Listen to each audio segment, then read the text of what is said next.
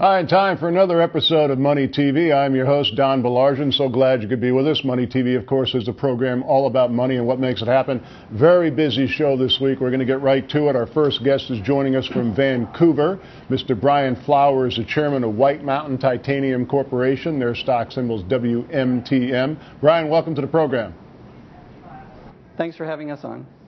Glad to have you. Now, White Mountain Titanium Corporation describes itself as a company which is developing a titanium business in Chile. Your Cerro Blanco project will produce a high-grade titanium dioxide concentrate for use in paints, pigments, and as a feedstock for titanium metal producers. Can you give us a brief overview of the company, please? Sure. The project, Cerro Blanco project, was actually a Phelps Dodge project. They discovered this deposit in early 1992, and they spent about $8 million on it and took it to a point where they had an established resource. They'd done some engineering and some metallurgical test work, and then they took the decision that rather than progress it themselves, that they would sell it.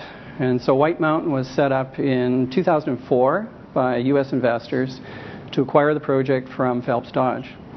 Since that time, we've basically built out the project. We've confirmed the resource that Phelps established. We've done a lot of metallurgical test work, and we're currently at a point where we're doing final engineering. So we should be at a point of financing the construction of the mine about this time next year. Well, now, of course, most of us have inserted the word titanium into our vocabulary in recent years. Metals used in golf clubs, airline manufacturing, medical prostheses, for example. But there's a lot of other uses for titanium, isn't there?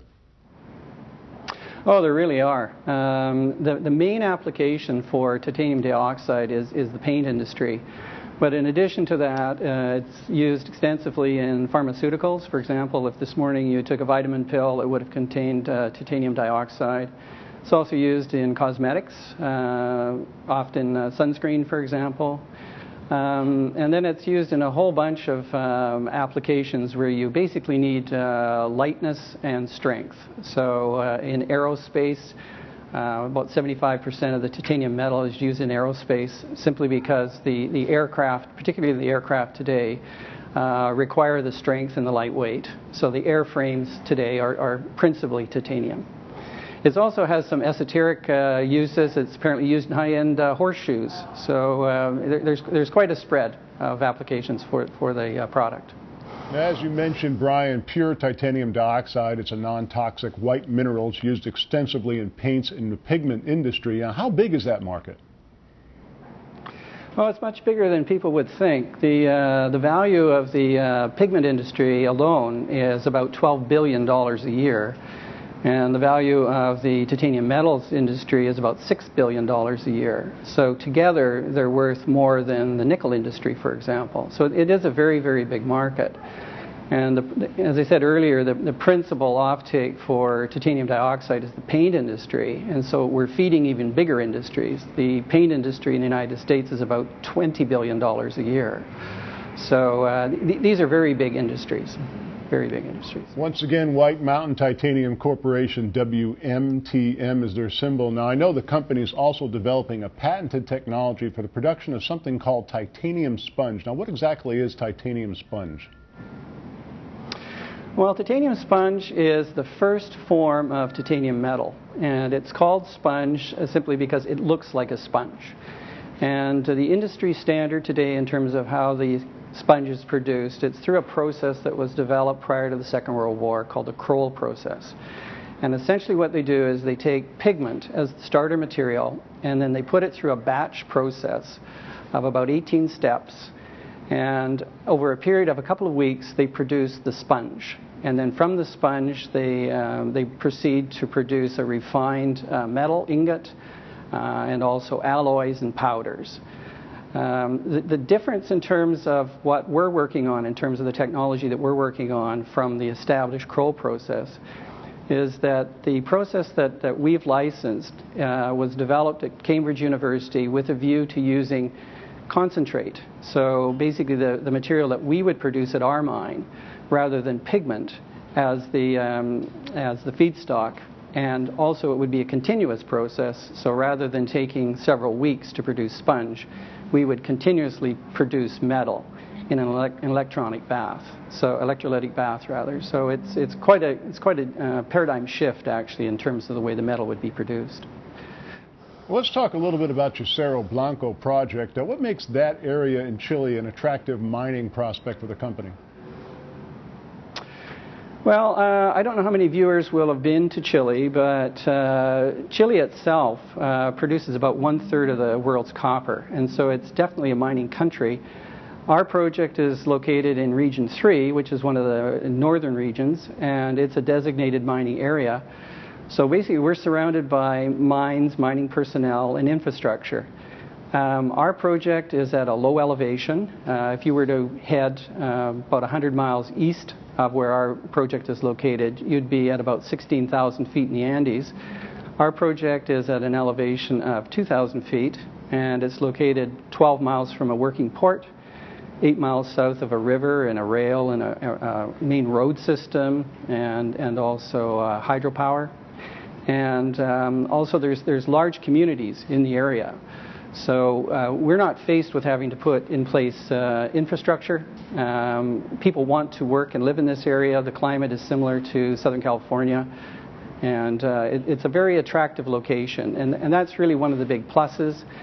One of the other pluses of the project is that finding these types of deposits is difficult. This is a scarce type of deposit, so it's fairly unique. And it's the only one that we're aware of in Chile, and it would be the first titanium mine in Chile. Well, let's talk about the political climate in Chile. Is it stable and conducive to business? It certainly is. Chile is a democracy, and it's very fiscally conservative. And so what it's meant is that the government has put in place very sort of long-term economic policies, and what it's resulted in is stability in the system. So you have a stable tax code, stable mining code, you have well-capitalized bank. It's a very good place to do business, very good place to do business. Now, I know the company has recently announced the signing of a number of letters of intent with major pigment producers. Tell us about that. Yes, the way it works in our business is that you sell to a relatively few number of pigment producers or metal companies. And the way the material is sold, it's sold under long-term contract, and they're tonnage contracts with regular price reviews. But the specifications of the buyers are very tight, and it's quite a process actually to get your material accepted for use by the buyers. We have done a large pilot test, taking a representative sample of our material from Cerro Blanco, and with the concentrate that we produced at the pilot stage, we've shipped this material to buyers, and it's been accepted. And so what we've done is we've signed off letters of intent with 3 pigment producers and 1 metals company, and these LOIs will be converted to definitive offtake agreements. They're very useful from our perspective because they add a lot of support both to the credence of the project and also eventually to financing the development of the mine. Well, Brian, we're almost out of time, but I do want to ask you, why is this a good time right now for folks to take a closer look at White Mountain Titanium Corporation? Well, with this project, we've been with it since 2004. There have been a number of milestones that we've achieved, both technical and commercial. We're approximately 1 year away from being at a point where we'd be raising funds to construct the mine. The market, titanium market for feedstock, it's in deficit. The price of the feedstock has risen from $450 to about $800 a ton in the years that we've been with this project. So it's a good industry, and I think it's an opportune time to have a look at both us and the titanium space. White Mountain Titanium Corporation, WMTM is their stock symbol. Now, Brian, we're initiating coverage of the company this week and will be following you very closely over the next several months. Looking forward to some updates from you during that period of time. Thanks so much for joining us on the show. Thanks, Don.